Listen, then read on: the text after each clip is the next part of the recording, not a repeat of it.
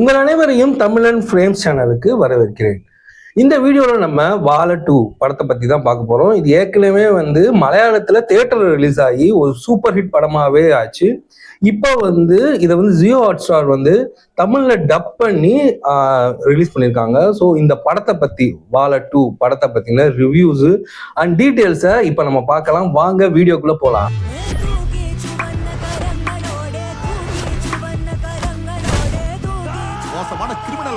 வயசெல்லாம் பார்க்காம உள்ள தள்ளுங்க.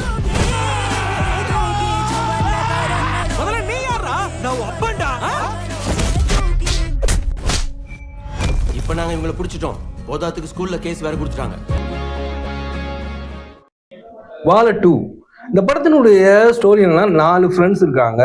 இவங்க இந்த 4 பேருமே எப்படி ஃப்ரெண்ட்ஸ் ஆனாங்க, இவங்க லைஃப்ல நடந்த சந்தோஷம், துக்கம், காதல், இழப்பு இதெல்லாம் சொல்ற ஒரு கதைக்களம் தான் இந்த Vaazha 2.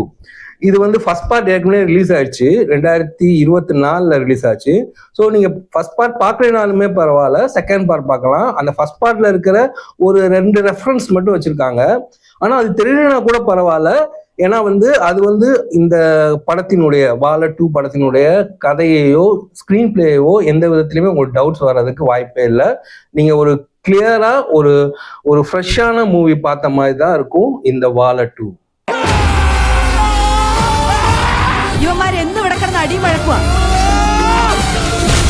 First part director Anand Menon, second பார்ட்ல செவன் எஸ்ஏ டைரக்ட் பண்ணியிருக்காரு. இவரை பத்தி நம்ம சொல்லி ஆகணும். ஏன்னா இந்த படத்துல வர 4 மெயின் கேரக்டரான பசங்க இருக்காங்களே, இவங்க ஒரு சோசியல் மீடியா இன்ஃப்ளூயன்சர். அவங்களதான் இந்த படத்துல நடிக்க வச்சிருக்காரு. இதுதான் அவங்களுடைய முதல் படம். ஸோ அவங்ககிட்ட பெர்ஃபார்மன்ஸ் அவ்வளோ சூப்பராக வாங்கியிருக்காரு. அவங்க லவ் ட்ராக் ஆகட்டும், எமோஷன்ஸ் ஆகட்டும், இது எல்லாமே சூப்பராக வாங்கியிருக்காரு டேரக்டர். அது மட்டும் இல்லாமல் சில சப்போர்ட்டிங் கேரக்டர்ஸ்லாம் இருக்கு, அவங்களுடைய பெர்ஃபார்மன்ஸுமே சூப்பராக வாங்கியிருக்காரு. இதெல்லாம் எதுக்கு நான் இவரை பத்தி இவ்வளவு தூரம் சொல்றேன்னா, இந்த செவன் இருக்கால, செவனுடைய ஃபர்ஸ்ட் படமே இதுதான். சூப்பரான டைரக்ஷன், சூப்பராகவே இருந்துச்சு. ஸோ இந்த படத்துக்கு ஒரு பெரிய பலமாவே இருக்காரு இந்த படத்தினுடைய டைரக்டர் செவன் எஸ்ஏ.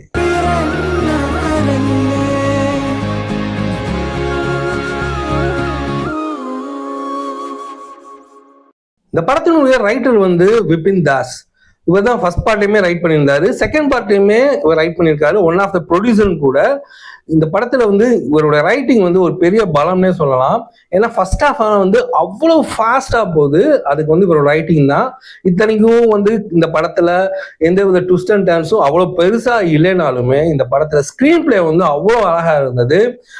சின்ன சின்ன ஹியூமர்னாலும் சரி, நம்மளை ரொம்ப சூப்பராகவே இதுல கன்வே பண்ணி நம்மளை உட்கார வச்சிருக்கிறது இந்த படத்தினுடைய ரைட்டிங் தான். இந்த படத்தினுடைய கேமராமேன் பார்த்தீங்கன்னா அகில். இவர் கேரளாவிலையும் சரி, செகண்ட் ஹாஃப்ல சில ஃபாரின்லையும் சரி, இது 2 விஷயங்களுமே சூப்பராகவே இருந்துச்சு. ஃப்ரேம்ஸும் அவ்வளோ அழகாவே இருந்துச்சு. இந்த படத்துக்கு என்ன தேவையோ அதை சினிமா போட்டோகிராஃபி சூப்பராகவே பண்ணி கொடுத்துருந்தாரு அகில். இந்த படத்தினுடைய எடிட்டர் கண்ணன் மோகன். பார்ட் 1க்கும் இவர் தான் எடிட்டரு. இந்த படத்துல ஃபாஸ்டா சீன்ஸ் நகர்றதுக்கு முக்கியமான காரணம் இந்த படத்தினுடைய எடிட்டர். இவரும் ஒரு காரணம்னே நம்ம சொல்லலாம். ஏன்னா அவ்வளவு கட்டு சக் சக் சக் சக்குன்னு அவ்வளவு சூப்பராவா கட் பண்ணி, சூப்பரா எந்த விதத்திலுமே ஒரு ஃப்ரேம் கூடயோ ஒருத்தரோட பெர்ஃபார்மன்ஸ் ரொம்ப கரெக்டான மீட்டர்ல கட் பண்ணியிருந்தாருன்னே சொல்லலாம். கடைசியா கிளைமேக்ஸ்ல பாத்தீங்கன்னா இப்போ நடக்கிற விஷயங்களும் பாஸ்ட்ல சின்ன வயசுல அவங்களுக்குள்ள நடந்திருக்கும்ல, அந்த எமோஷனலான விஷயங்களையுமே ஒரு இன்டர் கட் மூலமா சூப்பராகவே கட் பண்ணி நமக்கு சொல்லியிருந்த விதம் சூப்பர்னே சொல்லலாம். அடுத்து பாத்தீங்கன்னா இந்த படத்தினுடைய மியூசிக், இதுக்கு 9 மியூசிக் டைரக்ட் பண்ணியிருக்காங்க. ஃபர்ஸ்ட் பார்ட்லயுமே அவங்க தான் பண்ணியிருந்தாங்க. மாண்டேஜ் சாங்ஸ் 10 மாண்டேஜ் சாங்ஸ் இருக்கு, ஆனா நமக்கு தெரியவே தெரியாது. இந்த படத்தினுடைய சீன்ஸோட அப்படியே மர்ஜ் ஆகி சூப்பராகவே இருக்கும். அவ்வளவு அழகான சாங்ஸ்லாம் இருந்துச்சு. பேக்ரவுண்ட் ஸ்கோர் மியூசிக்கும் A-Teamன்றவங்க பண்ணியிருக்காங்க. ஃபர்ஸ்ட் பார்ட்டுக்கும் அவங்க தான் பண்ணியிருந்தாங்க. ஸோ இந்த பேக்ரவுண்ட் ஸ்கோர் பார்த்தீங்கன்னா ஒரு ஃபன்னியான விஷயங்கள் ஆகட்டும், ஒரு ஹியூமரான விஷயங்கள் ஆகட்டும், எமோஷன்ஸ் ஆகட்டும், இதுல எல்லாமே பேக்ரவுண்ட் ஸ்கோர் மியூசிக் சூப்பராகவே பண்ணியிருந்தாங்க. ஸோ இந்த படம் டெக்னிக்கல் ரீதியாகவும் சரி, மேக்கிங் ரீதியாகவும் சரி, ஒரு சூப்பரான அட்டம்ப்ட்னே சொல்லலாம் இந்த வாழ 2. ചേട്ടനാരാന്നറിയൂ? മൊത്തം കുഴപ്പമാണല്ലോടാ. ബ്രോ ജോയിന്റ് இந்த படத்தை வந்து நகர்த்திட்டு போறது வந்து இந்த படத்துல உள்ள ஹியூமரும் சில காமெடி சீன்ஸுமே சூப்பராகவே இருந்துச்சுன்னு சொல்லலாம். குறிப்பா சொல்லணும் போனோம்னா வந்து ஜீசஸ் கிரைஸ்ட் வேஷம் போட்ட வரும், வீரப்பன் வேஷம் போட்ட வரும், ஸ்கூல் டீச்சர்ஸ்ட அடி வாங்குறது. அது மட்டும் இல்லாம வந்து தியேட்டர்ல வந்து இருட்டுல வந்து ஒரு போலீஸ் எஸ்ஐ வந்து கலாய்ப்பாங்க எல்லாரும் சேர்ந்து. ஸோ அந்த விஷயங்களாகட்டும், சுன்னத் பண்ற விஷயங்களாகட்டும், இந்த மாதிரி விஷயங்கள்லாம் வந்து இந்த காமெடி சீன்ஸ் வந்து படத்தை வந்து சூப்பராகவே நகர்த்திட்டு கொண்டு போகுதுன்னு சொல்லலாம். அது மட்டும் இல்லாம நீங்க பாத்தீங்கன்னா ஃபாரின் கண்ட்ரீஸ்ல வந்து ரொம்ப போனாலே அங்க நல்லா வாழ்ந்துருவாங்கலாம் சொல்ல முடியாது, அங்கேயும் கஷ்டப்படுறவங்க இருக்கிறாங்க அப்படின்ற காமிச்ச விதமாகட்டும் அது சூப்பராகவே இருந்துச்சுன்னு சொல்லலாம். தமிழ் டப்பன் இருந்த விஷயங்கள் வந்து சூப்பர்னே சொல்லலாம். இது ஏதோ தமிழ் படம் பார்க்குற மாதிரியே நமக்கு ஒரு ஃபீலை வந்து கொடுத்துருக்காங்க. இன்னும் போகும்னு சொன்னோம்னா வந்து இந்த படத்துல வந்து படிச்சு நம்ம அதாவது இவங்க மேல வந்து ஒரு பிளாக் மார்க் வந்துடும். ஸோ இதுக்கப்புறமேட்டு இவங்க நம்ம படிச்சு பாஸ் ஆகணும், ஸோ வந்து பாஸ் ஆகி இந்த ஊரை விட்டே போயிடணும் அப்படின்றது தான் இவங்களோட பிளான். ஸோ இவங்க படிப்பாங்க, படிச்சு பாஸ் ஆயிடுவாங்க. ஆனா அவங்க படிக்கிறதெல்லாம் வந்து ஒரு ரெண்டு மூணு ஷார்ட்லயே அப்படி காமிச்சிட்டு போயிடுவாங்க. அதுக்கு ரொம்ப இன்டெப்தா போய் அதுக்கு ஒரு சாங்ஸ் வச்சு அதெல்லாம் சொல்லாம லைட் ஹார்ட்டடா அப்படி கடந்து போயிடுவாங்க. அந்த விஷயங்கள்லாம் வந்து இந்த படத்துல வந்து சூப்பராகவே இருந்துச்சுன்னு சொல்லலாம். டிகிரி படிக்கிறதுக்கு யூகே போலான்னு இருக்கோம். யூகே அந்த பார்ட் டைம்ல வேலையும் பார்க்கலாம், காசும் கிடைக்கும். என்னென்னலாம் பேசின நீ? இதுல இவன் யூகே போறான். 3 சப்ஜெக்ட் தானே ஃபெயில் ஆயிருக்கேன், அதெல்லாம் பெரிய விஷயமா என்ன? மீதி இருக்கிற 5 சப்ஜெக்ட்ல 3 சப்ஜெக்ட்ல ஃபெயில் ஆயிட்டு என்னடா வாய்க்கிழிய பேசுற? குறைஞ்சது ஒரு 25,000ஆவது நமக்கு தேவைப்படும்ல. இதை வச்சு நான் யூகேல அங்க கள்ளமுட்டையை வாங்கி சாப்பிட போறேன். இந்த படத்துல பாத்தீங்கன்னா லாஸ்ட் 1 hour வந்து ஒரு மெலோ டிராமா மாதிரி தான் போகுது, கொஞ்சம் ஸ்லோவா தான் போகுது. ஏன்னா வந்து அது வரைக்கும் வந்து ஃபாஸ்டா இருந்த ஸ்கிரீன் பிளே வந்து அங்க கொஞ்சம் நமக்கு வந்து டைட்னஸை கொடுக்கதான் செய்யுது. இதனாலேயே வந்து இந்த படத்தின் டைமிங் டியூரேஷன்ஸ் வந்து பாத்தீங்கன்னா வந்து 2.25 மணி நேரம். ஆனா நமக்கு வந்து அந்த ஃபீலே இல்லை. ஆனா இந்த லாஸ்ட் 1 hour வந்து கொஞ்சம் ஸ்லோவா போற மாதிரி நமக்கு தெரியறதுனால என்னடா படம் ரொம்ப பெருசா இருக்கும் அப்படின்னு பார்த்துட்டு இருக்க மாதிரி நமக்கு தோணுது. ஸோ வந்து டைமிங் டியூரேஷன்ஸுமே இன்னும் கொஞ்சம் கம்மி பண்ணியிருக்கலாம். அதை கொஞ்சம் ட்ரிம் பண்ணியிருந்தீங்கன்னா இன்னும் படம் வந்து சூப்பராகவே இருந்திருக்குன்னே சொல்லலாம். அது மட்டும் இல்லாமல் பார்த்தீங்கன்னா வந்து இவங்க வந்து ஆண்ட்ராய்டு ஃபோன்லாம் யூஸ் பண்றாங்க.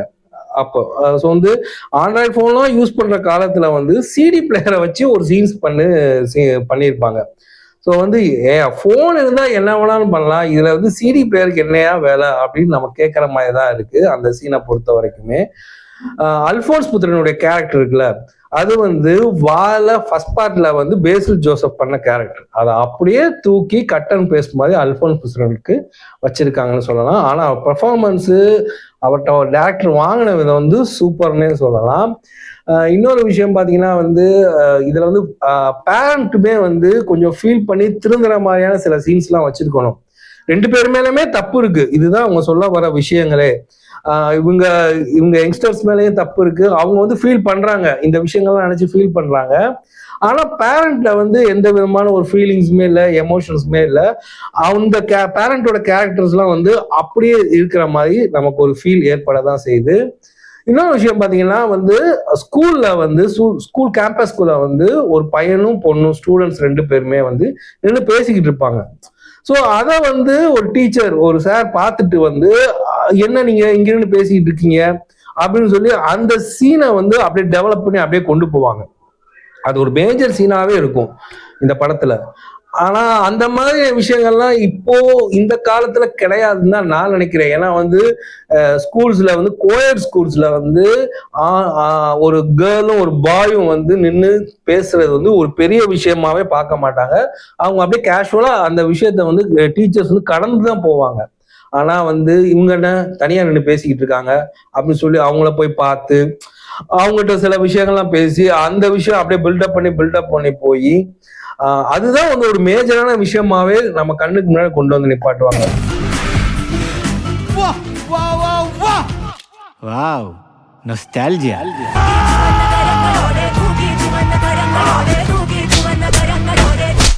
இந்த வாழை 2 படம் வந்து நான் ஃபர்ஸ்டே சொன்ன மாதிரி ஜியோ ஹாட்ஸ்டார்ல ஓடிடி ரிலீஸ் ஆயிருக்கு. ஸோ நீங்களுமே வந்து ஃபேமிலியோட உட்காந்து இந்த படத்தை வந்து ஜாலியாகவே பார்க்கலாம். அந்த மாதிரி ஒர்த்தபிளான ஒரு டீசெண்டான வாட்ச் தான் இந்த வாழை 2 படம். ஸோ பார்த்துட்டு இந்த படம் எப்படி இருக்கு அப்படின்றத எனக்கு கமெண்ட்ல சொல்லுங்க. அது மட்டும் இல்லாமல் நான் எப்படி ரிவ்யூ பண்றேன் அப்படின்ற விஷயத்தையுமே நீங்க உங்க கமெண்ட்ல சொல்லுங்க.